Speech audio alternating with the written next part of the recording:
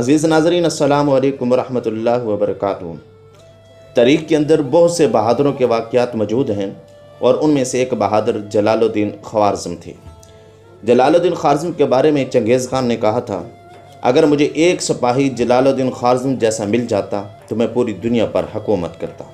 وہ جلال الدین خوارزم جنہوں نے اپنی معمولی قوت کے ساتھ منگولوں کا سال ہا سال مقابلہ کیا اور انہیں حجاز مقدس کی طرف بڑھنے نہیں دیا۔ چنگیز خان نے زندگی کے اندر جس ایک سپہ سالار سے شکست کھائی تھی وہ کوئی اور نہیں، وہ جلال الدین خوارزم شاہ ہی تھے۔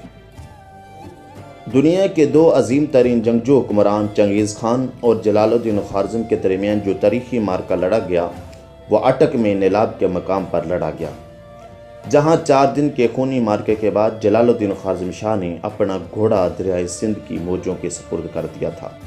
اسی پر اقبال نے کہا تھا، دشت و دشت دریا بھی نہ چھوڑے ہم نے، بحر ظلمات میں دوڑا دیے گھوڑے ہم نے۔ کہتے ہیں اگر منگولوں کا سیل بے کراں جو اپنی طغیانی کے پہلے ہی سال چین سے لے کر بحر خزر تک کے علاقوں کو اپنے لپیٹ میں لے چکا تھا، اگر جلال الدین خوارزم شاہ کی صورت میں ظاہر ہونے والی آہنی دیوار سے ٹکرا کر نہ رکتا، اگلے 2-4 برسوں میں نہ صرف امریکہ بلکہ یورپ اپنی آخری حدود تک اس طوفان کے زد میں آ کر تہہ و بالا ہو جاتا۔ جلال الدین خوارزم شاہ جیسا عظیم سپہ سالار اگر 32 سال کی عمر میں لٹیروں کے ہاتھوں مارا نہ جاتا تو شاید ان کی فتوحات کا جغرافیہ مختلف ہوتا۔ جلال الدین خوارزم شاہ کی مسلسل فتوحات نے چنگیز خان کا سارا غرور خاک میں ملا کے رکھ دیا تھا۔ کئی نامور تتاری سردار بھی مارے جا چکے تھے اور قریب تھا کہ چنگیز خان کا قصہ بھی تمام ہو جائے، مگر ہوا یوں کہ جلال الدین خوارزم شاہ کے اپنے ہی لشکر میں پھوٹ پڑ گئے۔ ایک معرکے کے دوران سلطان کے سپاہیوں کو بے شمار مال غنیمت ملا اور ان میں سے ایک خوبصورت اور بیش قیمت گھوڑا بھی شامل تھا۔ اس گھوڑے کے استحقاق پر سلطان کے 2 سردار امین الملک اور سیف الدین کے درمیان بات شروع ہو گئی۔ دونوں سرداروں کے حامیوں کے درمیان تلواریں نکل آئیں۔ امین الملک کا بھائی بھی مارا گیا۔ سلطان کے لیے صورتحال پر قابو پانا مشکل ہو گیا۔ امین الملک جلال الدین کا سسر بھی تھا، جس کی وجہ سے سیف الدین کو سلطان کی نیت پر شک ہوا۔ اس نے سلطانی لشکر سے علیحدگی کا فیصلہ کر لیا۔ رات کی تاریکی میں وہ وہاں سے روانہ ہو گیا اور اس کے ہمراہ اس کا لشکر اور کئی امراء بھی تھے۔ سلطان جب صبح اٹھے تو لشکرگاہ ویران پڑی تھی۔ جب چنگیز خان کو سلطانی لشکر میں پھوٹ پڑنے کا علم ہوا تو اس نے اپنے سارے لشکر کو جمع کیا اور خوارزم شاہ کے تعاقب کے لیے نکل پڑا، کیونکہ وہ ہر صورت اپنی شکست کا بدلہ لینا چاہتا تھا۔ سلطان نے بھی اپنے حامیوں کی طرف سفیر بھیجے تاکہ وہ مغولوں کے لشکر کا مقابلہ کر سکے، لیکن جب کوئی نہ آیا تو سلطان نے غزنی سے ہندوستان کی طرف کوچ کیا۔ سلطان نے پشاور سے ہٹ کر دریائے سندھ کا رخ کیا تاکہ دریا پار کر کے مسلمانوں کے بادشاہ شمس الدین التمش کا تعاون حاصل کر سکے۔ چنگیز خان کو سلطان کے ارادوں کا پتہ تھا، اس لیے وہ ہر قیمت پر سلطان کا راستہ دریائے سندھ سے پہلے روکنا چاہتا تھا۔ چنگیز خان نے جو ہراول دستہ جلال الدین کے تعاقب میں روانہ کیا تھا، سلطان کے فوجیوں نے گھات لگا کر ان میں سے بیشتر کو مار ڈالا۔ اس خبر سے چنگیز خان تل ملا اٹھا اور برق رفتار سے تعاقب کرنے لگا۔ سلطان کے ہمراہ 30,000 کا لشکر تھا، جبکہ ان کے تعاقب میں چنگیز خان کا 2 لاکھ کا لشکر تھا۔ دریائے سندھ پورے جوبن پر بہہ رہا تھا اور 30,000 کے لشکر کا کم وقت میں دریا پار کرنا ممکن نہیں تھا۔ ادھر سے چنگیز خان کا لشکر بھی سر پر چڑھ آیا، جس کی وجہ سے باغ نیلاب کے اس پار سلطان نے اپنے لشکر کو جمع کر کے مقابلہ کرنے کا فیصلہ کیا۔ نیلاب کے کنارے پر تقریباً 5 میل چوڑا اور 12 میل لمبا ایک سرسبز میدان تھا۔ سلطان جب اس مقام پر پہنچے تو انہوں نے محسوس کیا کہ اس سے بڑھ کر کوئی اور میدان نہیں ہوگا جہاں پر منگولوں کے سیلاب کا مقابلہ کرنا ممکن ہے۔ سلطان جانتے تھے کہ فرار کا کوئی راستہ نہیں ہے، پیچھے دریا ہے اور سامنے منگولوں کا لشکر ہے جو تعداد میں کہیں زیادہ ہے۔ سورج طلوع ہوتے ہی طبل جنگ بج اٹھا۔ 2 دن کی گھمسان جنگ ہوئی اور جلال الدین خوارزم شاہ کے سپاہی کم تعداد میں ہونے کے باوجود داد شجاعت دیتے رہے۔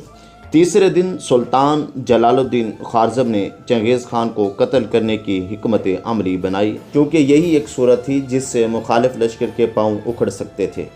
لیکن یہ کوئی آسان کام نہ تھا، کیونکہ چنگیز خان کے ارد گرد 10,000 کا زرہ پوش لشکر معمور تھا، مگر سلطان کی شمشیر مخالف صفوں کو چیرتی ہوئی چنگیز خان تک پہنچ ہی گئی۔